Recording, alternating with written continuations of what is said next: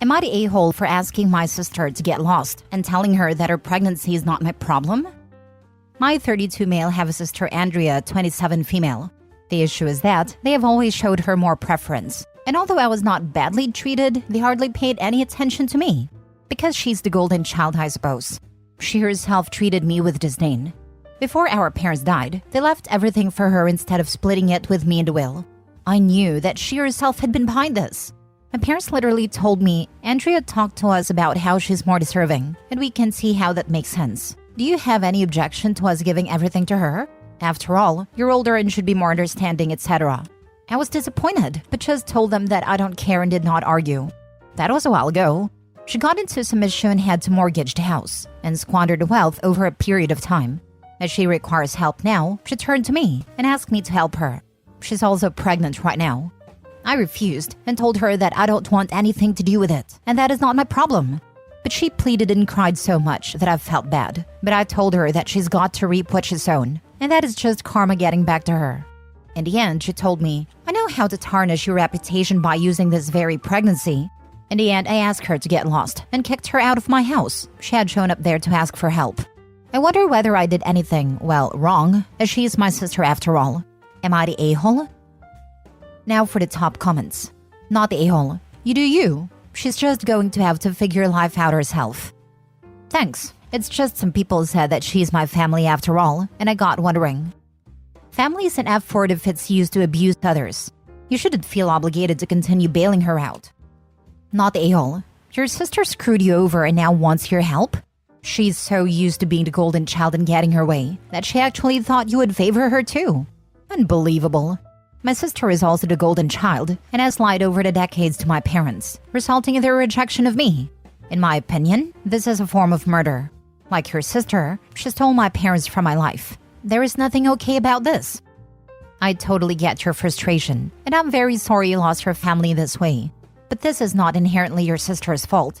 It's your parents for raising the two of you this way. In the end, it's them who created this situation, by creating the monster that she is and letting her do the things she did. Not the a-hole. It sounds like she's used to having someone to bail her out, and now that your parents are gone, she expects you to take their place, especially since she has made a series of bad decisions. I suspect that even if you said just this once, if you did help her out, you would be opening the door to her constantly asking you for more and more. Exactly this. My older sister is the same way. Dad bailed her out of everything. Now that he's gone, she expects everyone else to fix her problems. She actually blamed me for not being able to keep her cat for her when I donated a kidney to another sister. Some people are just awful and not worth giving space in your brain. Next story. Am I the a-hole for telling my bully I feel no sympathy for her? There's this one girl, 17 female at school, who just got diagnosed with terminal cancer. She would bully me, 17 male, since I was 13. Usually just call me names and make snide remarks. But one time, she made fun of my dead mother, which is the one that stuck in my head for so long. It was constant and relentless bullying and made me feel low and inferior. She stopped at 16. My guess was because her father died in a car accident and realized how she made me feel, though she never apologized. So she got terminal cancer and made some big post on her social media and got lots of attention. When she saw me in school, she was tearful and apologized for how she treated me. Honestly, I feel nothing. I said, I don't accept your apology, nor do I offer you my sympathies, and walked away. I could hear her cry even more. My friend agreed with what I did, but all her friends gave me grief. I try to ignore them when I see them, but they just come at me like rabid animals and say stuff that I should say sorry and that I'm an a-hole. When her mother confronted me on what I said, telling me that I should have at least offered sympathy because she's dying, I only said, just means I no longer need to deal with her, then blocked them all on social media. I don't know. Maybe I was too harsh, but if I'm being honest, I don't feel sympathy for her. I worked through my resentment with a therapist, and honestly, I feel nothing for her. No hatred, but no sympathy either. When she dies, it will just be another day for me. Maybe this makes me an a-hole, but I can't help how I feel, and I spoke what I've felt just as she did. Am I the a-hole? Not the a-hole. She was cruel to you for years. You are under no obligation to accept her apology or offer sympathy. We are in the fool around and find out era, and people need to realize there will always be consequences for their actions. Also, all these people giving YTA votes for what you said to her mother, which isn't even what you're asking judgment for, are wrong. This woman is also bullying you. Obviously, her daughter learned this behavior from somewhere, and I'm gonna say it was probably from mom. Yeah, their worlds have changed drastically over the last year, but that doesn't mean you automatically have to give them any sympathy or forgiveness. And as one commenter said, maybe she should have parented her child better. If either of them or her friends continue to harass you, especially in school campus, report every single one of them to the admin. When I was in high school, a family member who I despised because she was a truly evil person passed away slowly and painfully from cancer. It wasn't a death I'd wish on anyone. That said, I wasn't sad she was gone, and that felt wrong to me, like I should at least think good of her now. When I expressed all that to my mom, she said something that has stuck with me to this day. Just because someone dies, even if they die in a terrible way, it doesn't suddenly mean they were a good person. Similarly, this girl is suffering something awful, and it's tragic. But that doesn't automatically mean she's forgiven for everything she's done. There was a guy in high school who died after he was hit by a car, and the entire school, tiny charter school, made a huge deal about it. Offered kids time off for grieving, even had a candlelight vigil. I think his parents set up a scholarship in his name. Kids were acting distraught at the loss of poor Adrian. But to be honest, the guy was a jerk. He hated most of those kids at our high school. It was intentionally irritating to most people. He had extreme beliefs, which were fine, but loved berating people over things like commercialism if they bought a soda. The night he died, he was hanging out with his college friends. They threw his glasses into the road, and somehow he thought it was a good idea to walk blindly into the road if speed limit 45 to go get them. An old lady hit him going 35, and he died. So like just a stupid way to die. It is tragic his life ended early. I think he might have gone on to do some good things. But I wasn't heartbroken. I wasn't crying at a candlelight vigil for his soul. I wasn't wearing black armband in remembrance. It's like, yeah, that sucks. Not the a-hole. Someone who is truly sorry would accept that you do not forgive her. She wouldn't tattle to her friend/mom if she was truly contrite. You owe her nothing. It's not like you went out of your way to shove it in her face. As a matter of fact, you never even retaliated when her father died. Having terminal cancer doesn't absolve anyone of being an a-hole. And the bully made sure to apologize very publicly with tears, and an audience ready to clap at her amazing act of being so mature.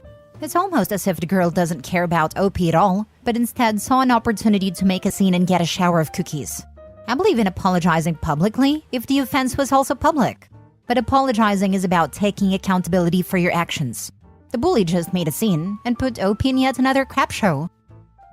Next story. Am I the a-hole for telling my brother that it's only his son's fault that he was injured? My 41 male nephew Ian, 9 years old, visited us for Thanksgiving a while back. He was accompanied with his parents and children, including Ian. I have a bulldog in my house, which they know about. I told the kids to stay away from it, which they agreed to. It doesn't like strangers, and I did not want to take any chances.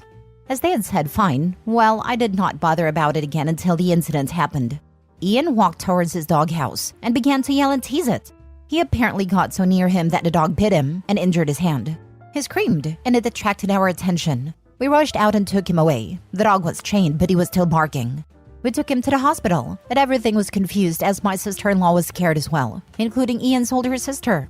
My brother David, 44 male, now accused me by saying that it's my dog and that I should pay the bills now. I refused, saying that I'd warned them and that it's Ian's fault. But he said that doesn't matter as it was my dog. We got into an argument and he threatened to sue me later and said I already know that he can't afford the best lawyers as he himself is one. I told him I am not doing it, but should I have? It's my dog and I am his uncle, so should I have paid? Am I the a-hole?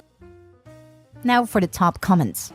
Personally, as a Canadian, I don't think you're the a-hole, but I really don't know how much that would cost. 9 years old is old enough to know better and he was warned. It's just I had warned him. I'm not happy he was injured, obviously, but it sounds really unfair to expect me to pay when I had told him before. The child and his parents learned an important lesson that day. Keep your distance from dogs you aren't familiar with, especially when the dog is in a safe space, indoor cage, or doghouse. Ian had a fool around and found out rating of 7 that day. He's lucky it wasn't his face. Not the a-hole. You warned him. He didn't listen. Parents should watch their own child if he wants to meet the dog. My ex used to tease my grandma's cat. Not maliciously, it was playful. But when the cat would lay down in her box, she was done. Tell me why I had to repeatedly tell this 20-plus-year-old man why he needed to leave the cat alone when she was in her box.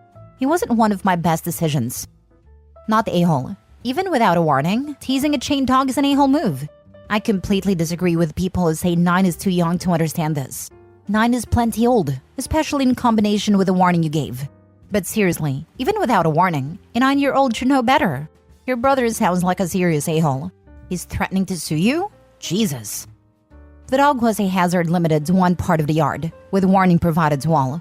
At that point, it becomes no different than any other geographical defined hazard, like a cliff edge or a river or a pit. If an adult is to blame, it is the child's parents for not supervising their child. If a child walked off a cliff that the parents knew about, who would you blame? The first dog I lived with was a wolf/husky cross. While my parents' dog was friendly, it was also very big.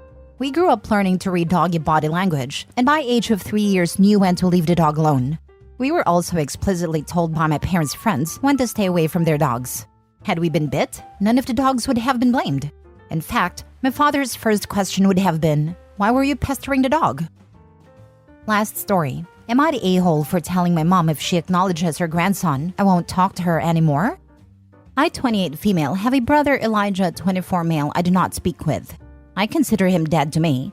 He molested my sister, has allegedly violated multiple women, and went to jail for a vague child exploitation charge, which we all presume is kiddie porn, since he's been caught multiple times talking to minors. My parents still talk to him for some ungodly reason. Last night, my father called me to say, "You're an aunt." When pressed, he said Elijah has a 1-year-old they just got the paternity tests back from. I said, "Then no the heck I'm not." Dad pressed, and I responded more firmly, "No, I am not an aunt." My parents know my sister Ruth, 21 female, and I do not have a relationship with this man, and actively hate him. My other sister has a very distant follow on Instagram kind of relationship with him. My mom got into a fight with Ruth, who called me in hysterics, because she and my other sister weren't excited about this baby. Elijah has admittedly beaten me to everything. He got a car first, that my parents paid for. He got married and divorced first, among other things. He has gleefully made a point to beat me to life milestones.